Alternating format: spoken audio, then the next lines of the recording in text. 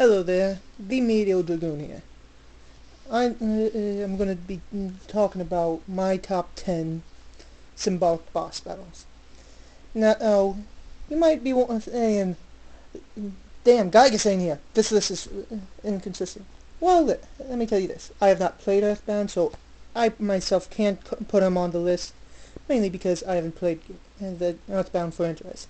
I'm only putting games that I have played and the battles I felt are symbolic. So no first-person shooters, and also let's see, no of any other or fighting games, because the final battles aren't that symbolic. And if you see me looking to one direction, it's because I'm looking to my list. Whoop. That's right, I made a list. Number 10. Sephiroth, Final Fantasy VII. This would count as the absolute final form of Sephiroth, not the battles with Bizarro and Safa. And why is it so low on the list? Because of all the fanboys. That's right, the fanboys. And the fangirls. I don't doubt the symbolic nature of it. It's just overly hyped. Not only that, like I said, I feel it's overly hyped. And it's still an iconic symbolic battle. Number 9 is Kefka from Final Fantasy VI. Why is Kefka higher than Sephiroth, but not by much? Easily. It's simply just the visual symbology of it. What's visual symbology of it? Easy.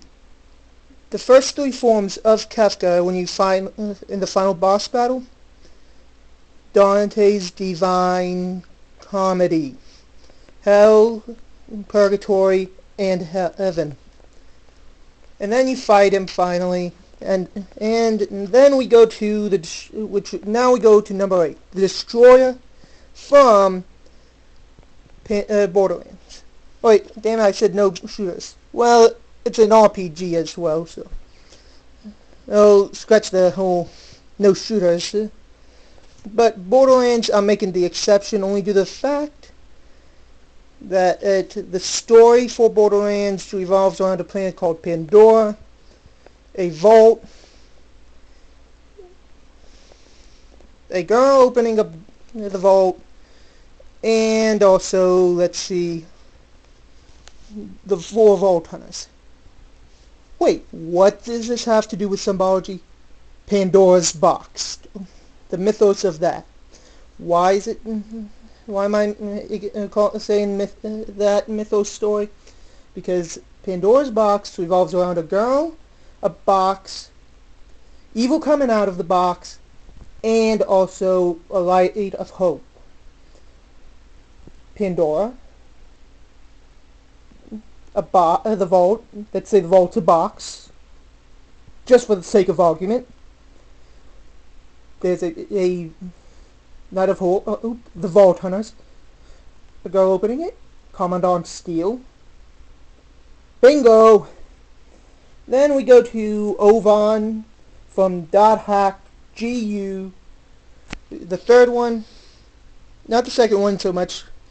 And why am I using the third battle with the second battle with Ovan over the second one?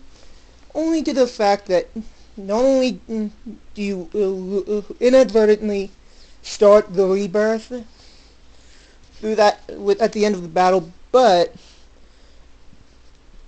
it symbolizes Haseo's growth from the first cutscene from the first game to that point.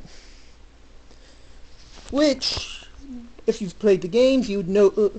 Sorry about that. You would know that how iconic the symbology through that and up to that point is. Then now to number 6, Kumhan the Sun King from Phantasy Star Portable 2.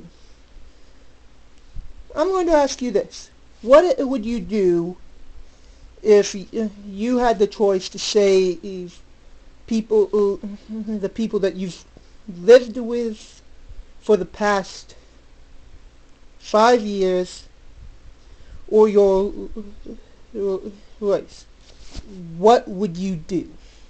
Would you save the people that you've grown attached to, or would you do that, what your Lord wanted you to do? This is what Mika from PSP2 actually had to decide. She chose to go with the people that she's grown accustomed to, that she's learned to love and cherish. What more can I say about that? I'm just going through because I only have about 10 minutes on this, so. Then we go to the battle with Kessler from Infamous. Yeah, I know, Legend of Zelda and a lot of other games have done this battle several times. But not on the level of Infamous. Your future self goes back to your time and hastens your training so you could be ready for the beast. And you already know what happens at the end of Infamous. Yep, yes, you do. And if you don't, I suggest playing Infamous 2, which I'm planning on making sure I go through it again as soon as I can. Then we go to the Red Pyramid match. And note, when I say Red Pyramid, I mean both Red Pyramids, aka the one villain that seems to now make cameos in games and movies that he's not even supposed to now. And note, I'm referring to Silent Hill 2, mainly because not only is this battle supposed to be like the whole James now facing his own willingness to punish himself and hunt him down and punish him for everything, but he's trying to redeem himself. That's right, he's redeeming him from the whole for what he's done. The death of his wife and his acquaintance known as Eddie. Yep. And if you played Silent Hill 2, you already know he's killed them both. That's why there's 2 Pyramid Heads, not 1. And they aren't going into other people saying, hey, let's go to this other guy's store. That's right. Then we go to Nemesis. Why do I feel that Nemesis is symbolic? We all know where game Nemesis is coming from. Resident Evil 3 Nemesis. Not the movie. Why Nemesis? Because he symbolizes the bully stalker that always is chasing you. And your character is symbolizing what you could do against the bully / stalker. Why? Because I feel like it.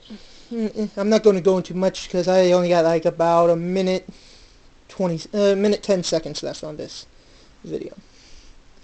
Now we go to Nyx from Shin Megami Tensei Persona 3. Mainly due to the fact that Nyx is the battle with Nyx is not only the story of beginning to the end of the story, but Nyx also symbolizes the battle with Nyx also symbolizes the whole answer to Minato's journey. And Minato, being the main character, he ends up sacrificing his life to save everybody else from the end of the life and the end of existence. I might have to continue this in another video, so I'll continue this later. Alright.